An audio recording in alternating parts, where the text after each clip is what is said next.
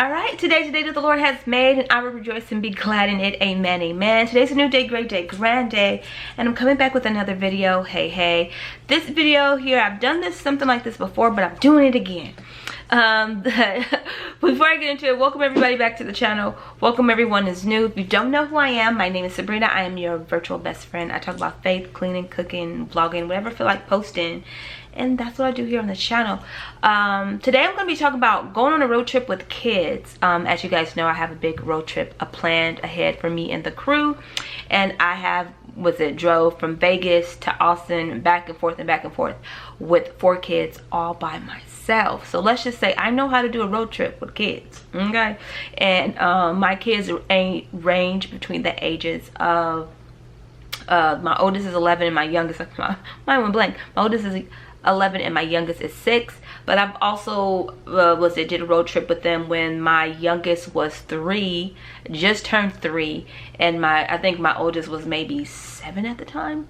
So yeah, maybe 8 or 7. So let's just say, yeah, I kind of know what I'm talking about. I kind of know a thing or two, okay, about going on a road trip with kids. So in this video here, I'm going to be talking about how to survive a road trip. And then I'm also going to, I have in the description box some of the things, the must-have items that you are going to need. I'm going to talk about a little bit of that, the must-have items that you need, and I will have my Amazon links, and they are affiliate, means I do earn a small percentage. And when I mean small, I mean like pennies of whatever you guys purchase, but hey, those pennies add up. So if anything does help you, definitely go ahead and use those links. It helps support your girl's channel.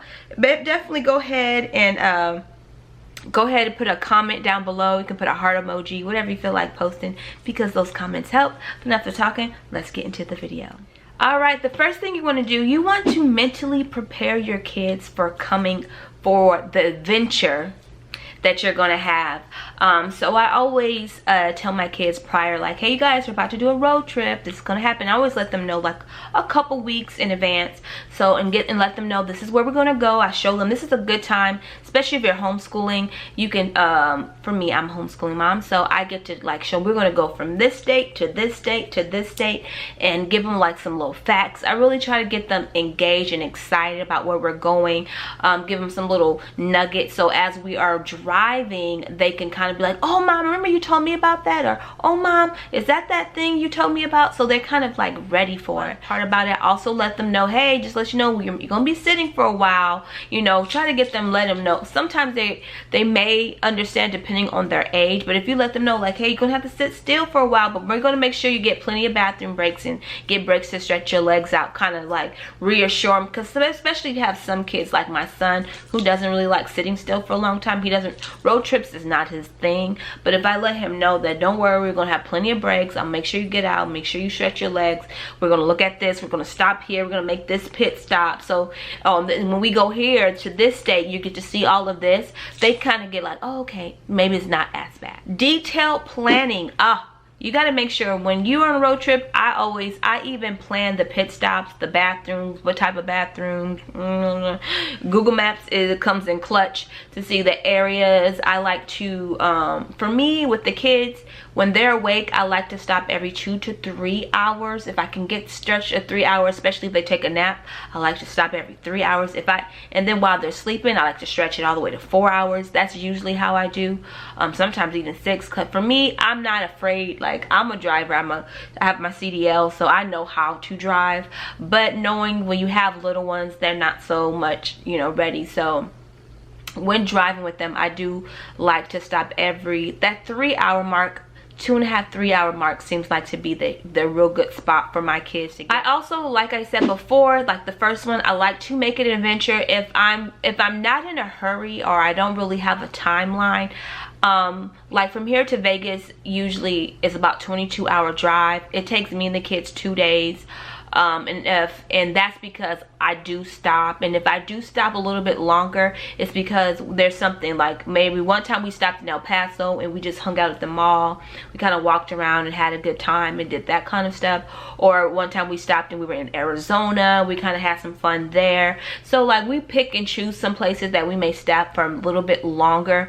That's not necessarily like a pit stop. It's just more of a stop for us to get out, kind of take an adventure and really look around and see what's around. So we'll do stuff like that, and that makes it fun. And then that's where we have memories, because me and my kids have so many memories, so many fun memories when we do our road trips. Meal prep, I always think, if y'all know me, I like to put a meal prep in everything. I love to meal prep. It's really good. I get me a big old cooler. I got a big old cooler, so I'll have, you know, plenty of our sandwiches, and make sure I got plenty of boiled eggs and whatever the kids like to eat. I make sure we have all of those goodies and snacks and fresh fruits and vegetables. So when we do stop, we're not stopping and eating any of that junk food at the convenience store. We're just literally getting gas and using the bathroom. That saves me on a ton, and it also prevents us from having any accidents and stomach whoopsies, you know, from eating fast food and crazy foods. So I love to meal prep. And the foods that I like to do that do really well from road trips, boiled eggs are really good. You know, also any type of fruit that goes well. Turkey sandwiches, peanut butter and jelly, you know, you can never go wrong with those two. Those are old faithfuls.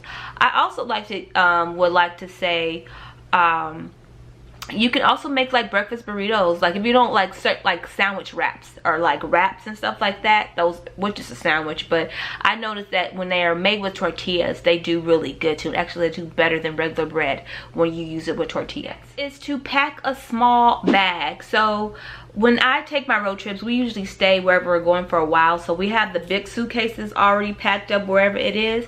But then we always have like, I always put like a small, like a backpack with just like some overnight clothes, like a toothbrush, toothpaste. So when we stop at a hotel to spend a night, we have a quick bag that I can just grab real quick and come back instead of having to pull out the suitcase, look, do all that. I noticed that a quick little night bag works really well. And also I like to have extra clothes too, in case a kid has an accident, they spill some on their shirt or whatever happens. Those little extra cleanup clothes is good to have, be accessible when you are in a car with your kids. DVD player comes in clutch, especially if you go to Redbox.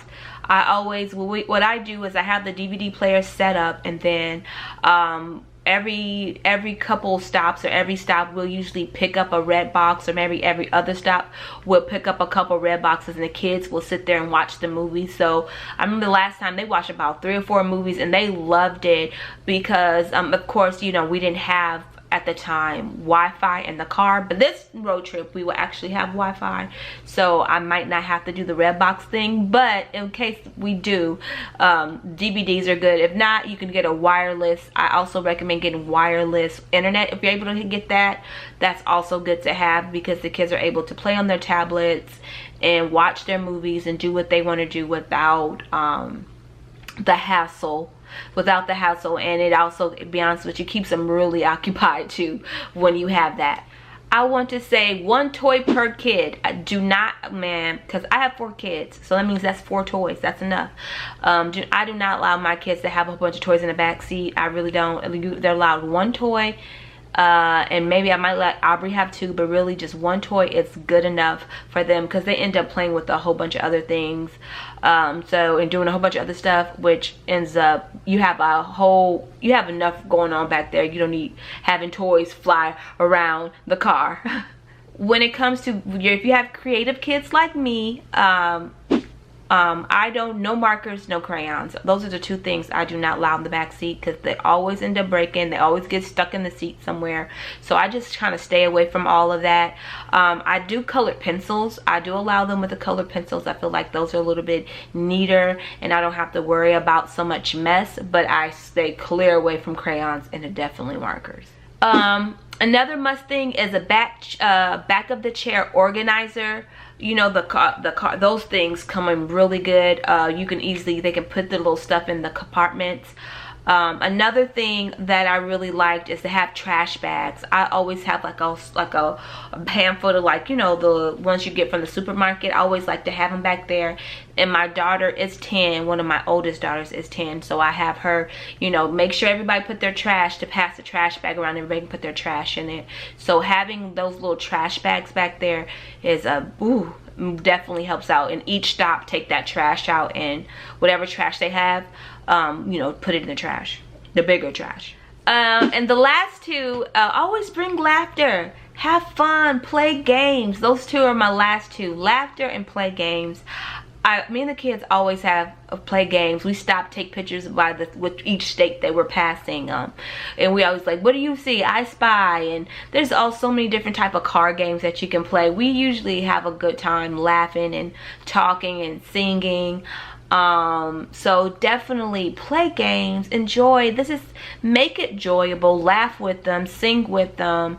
And I've noticed that, and when they start arguing, when my kids start arguing, I usually start singing, because usually when I start singing, they're like, oh my God, please stop, Mom. And so that usually kind of deter things, because that means, that's just a sign, that's just showing me that it's getting too much. So then that's when I'm like, okay, you guys, let's play a game. And then I noticed that kind of helps ease some of it. But they do pretty well, to be honest with you. They do really well, as long as they have like their tablets and their TVs, and especially on those trips, or they have a book, because my older two girls like to read. If they have their books, they do pretty well. But this wraps up my video. As you guys know, I have my long journey from Austin to Vegas, and so I want to definitely, if anybody else are planning on doing any road trips with their kids, that they have all they need. Make sure you guys look in the, let's hope I said that right. You guys have all that you need. There we go. Make sure you guys look in the description box if you want to find all the things that I actually purchased and use, the DVD player that I use, everything that I pretty much mentioned. The link will be in the description box, so definitely go ahead and check that out. I'll catch you guys in my next video, and as always, guys, God bless. Mwah.